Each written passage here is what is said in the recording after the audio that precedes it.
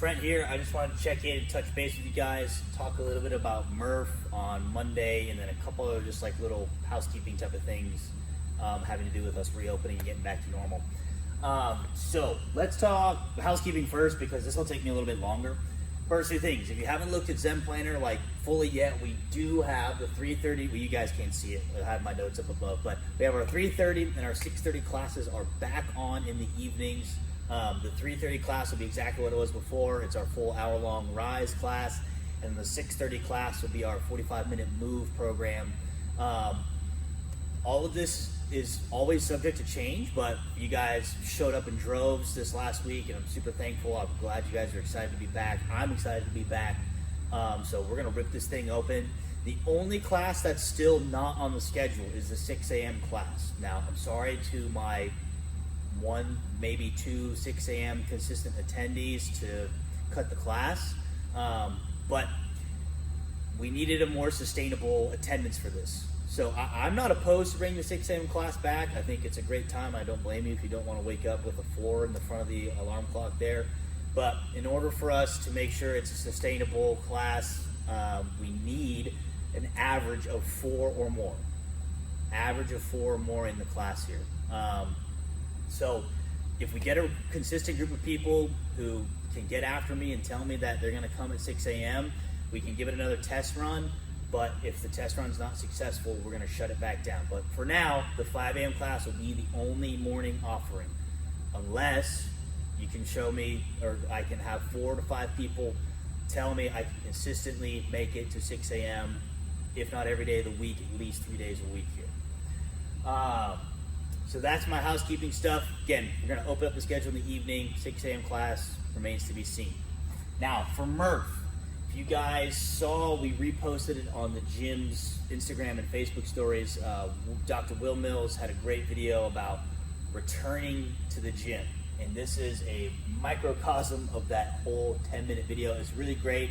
Go find him on Instagram. It's, I believe, at Doc Mills DPT. I'm not sure if he changed his handle or not.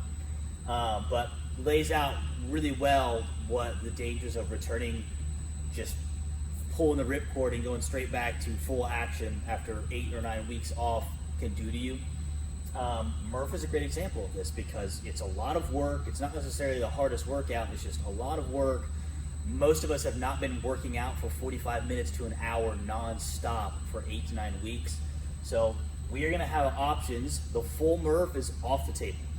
It's not a good idea. I know it's cool and patriotic to do sacrifice for our veterans that have lost their lives, but at the end of the day, guys, this is another workout that we want to make sure we're doing right, we're safe, and we're going to be able to train and continue on for longevity's sake. So here are the 3 options on Monday.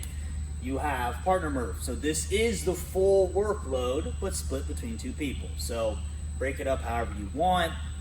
The only rule, quote unquote, is that you got to do all the first run first, partition this up as you like, finish up on that last mile. You can do the half Murph if you want to work out solo, right? If you don't want to have rest with your partner. So half mile, 50 pull-ups, 100 push-ups, 150 air squats, a half mile run. Or this one actually looks kind of decent.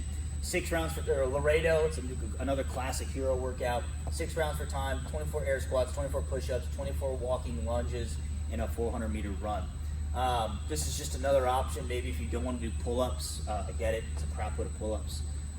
So great options here for you guys. When you show up on Monday, you will be able to pick between the 3, especially since there's no equipment required. It's just if you need a pull-up station or something like that. As far as logistics go, for Murph, I'm going to put up a poll for you guys, and I'll also probably send it out via email for those of you who don't have the Facebooks.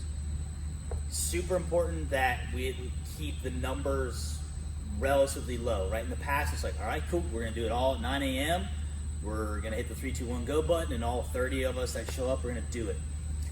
Can't really do that, especially considering that we still have some people who may be going home to others who are immune compromised. So I want to make sure we're careful with this. So depending upon how many people tell me they plan on doing this, we'll either have 2 or 3 hour-long sessions to do this. So this isn't like times in the past where it's like, You're done when you're done. We're gonna cap this at 60 minutes, right? We'll do a really quick 10-minute warm-up, and then when I say go, we'll pull in the ripcord for 50 minutes. Now, these two should absolutely be doable in less than 50 minutes. This one might be a little closer to the 50-minute mark. I still really don't think it should be. So this is gonna look a little different than Memorial Day's past. I apologize, but I'm trying to do this out of y'all's best interest and try to make sure we're still being safe and that you guys aren't up here, for 5 hours getting crushed by a workout that we haven't been training for. If you guys have any questions though, please feel free to drop them in the comments or email me back in response to this video. Hope you guys have a great Memorial Day or Memorial Day weekend, and I will see you on Monday.